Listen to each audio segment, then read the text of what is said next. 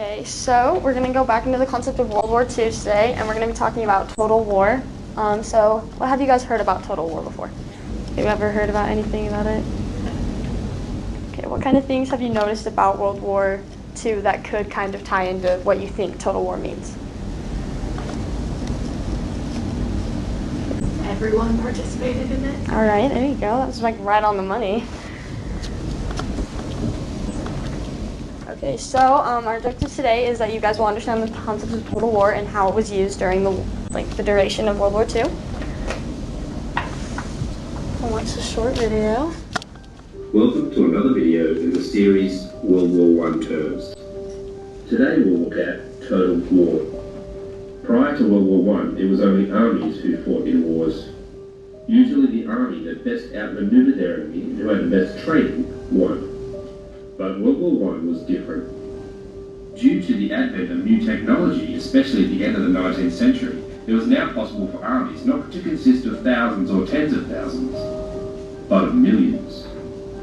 This meant that warfare fundamentally changed. It was now not about an individual soldier's training or ability. It was about a country's ability to supply reserves and fresh recruits, especially with ammunition, artillery being the main, most important type. This type of war, where you try and wear down an opponent, is called attrition. I've discussed this in another video. In a war of attrition, it's the whole country that takes part as the population seeks to keep the army supplied. That means in World War I, the home front was just as important as the war front. Governments sought to have morale and patriotism at their highest to keep productivity levels up and people working toward the end goal of winning the war. So that's a brief description of total war. If you have any questions, feel free to comment below and subscribe for more videos on this topic. Okay, so that one was kind of about World War I mostly, but the concepts still tie into World War II. So what kind of stuff kind of stood out to you that meant total war? That kind of brought in the concept of total war. That it was just important at the home front and at the war front. Yeah, perfect. So like with traditional wars like the Civil War, it was fought on a battlefield and it was only fought by the army. But as soon as the concept of total war came out, the entire country or the entire kind of like group was in the war. So not only was the military in the war, but the people at home were in the war. If you know about America's home front during World War II, you notice that women went to work because all of the men went to work in the battlefields and stuff like that. So the women stepped up and started working in factories, building ammunition, taking care of their kids, going back to school to get better jobs to provide for their families. So if you guys want to get out a piece of paper, we're going to take some notes on some vocab.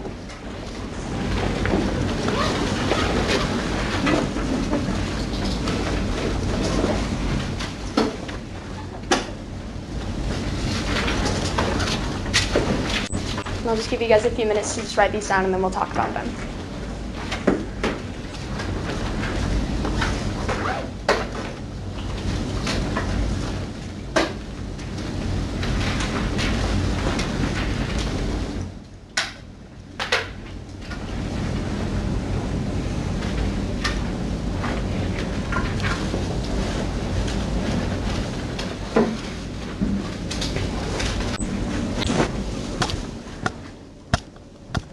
And you guys can just write them to work for you. They don't have to be exactly as I wrote them.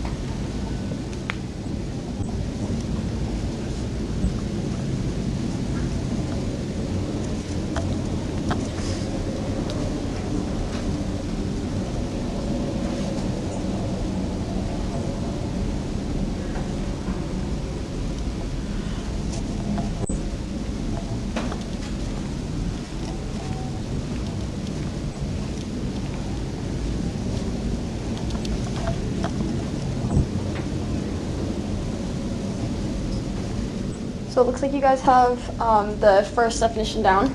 So that one's just kind of like a brief statement on kind of explaining just the overall of total war.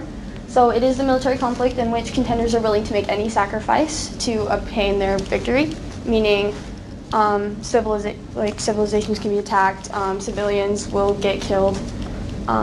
They'll take any measure they can in order to get a victory. So during World War II, it was kind of less humane than other wars because civilians, innocent people, were being killed. Obviously, like times like bombings, the bombings in Japan, the battles in the Pacific, the Holocaust, stuff like that. That's kind of a great example of total war. Next is limited war. So that's just kind of the traditional way of fighting, like more Civil War, more ancient stuff. It's only military targets, so only the military, not everybody fighting. Civilian is the next one. So that's just kind of the person that is not in the armed services. They're innocent people. They don't have anything to do with really what's going on the battlefield. Strategy, a plan of action or policy designed to achieve a goal. So it's kind of just like the way that they would plan, so war planning, things like that. And then strategic bombing is kind of like any kind of bombing that just took out an immediate target. Dive bombing is a good one, torpedo bombing. Lots of those were used not only in the European side of it, but the Japanese and the Pacific side of the war. It was used to take out immediate targets, like for military things. So not necessarily, they weren't just bombing like towns and stuff like that. They were only bombing like places where there was like military bases or factories that were used to fill in different like supplies that the militaries needed. So if you look at some of the stuff that happened in Europe with Germany, the U.S. usually would bomb very populated places because that's where they would be making ammunition or bombs, tanks, stuff like that for the German armies. They would take out those places so that the armies couldn't get the supplies they needed in order to fight back. I'll give you guys just a few more minutes.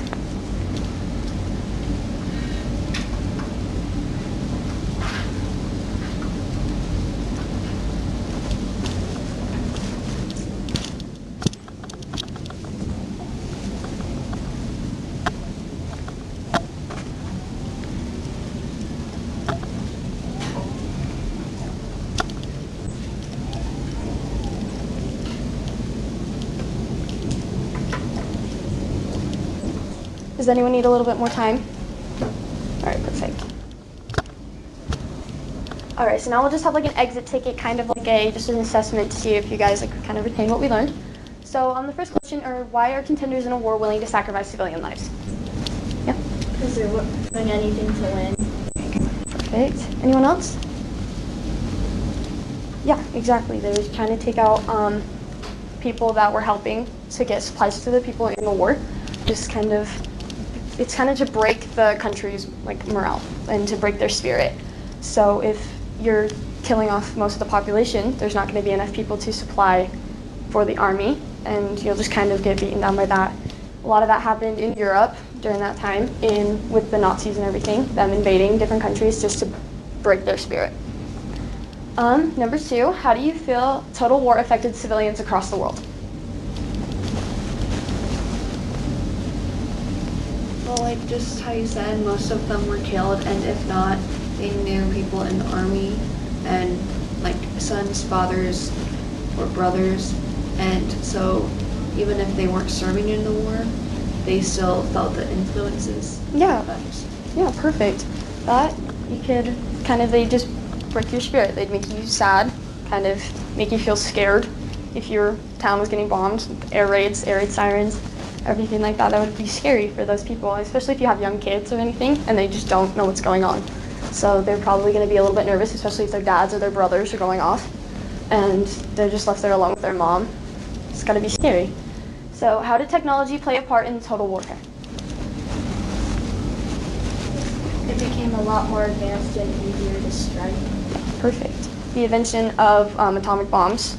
Different chemicals were used, different gases were used in order to drive fear into people. It's happening right now in our world. We're getting lots of threatening. It's getting kind of scary, especially with the new advancement in technology. Number 4, what arguments were made for employing the tactics of total war? In other words, why did they use it?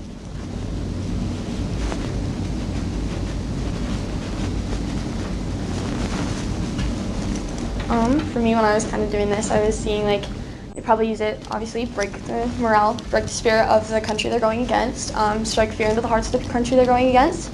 It's more of a effective way of war instead of just fighting one battle being done. It's going on for a long period of time, and it's multiple battles in the same place in order to win an overall victory. Is there any other questions you guys have?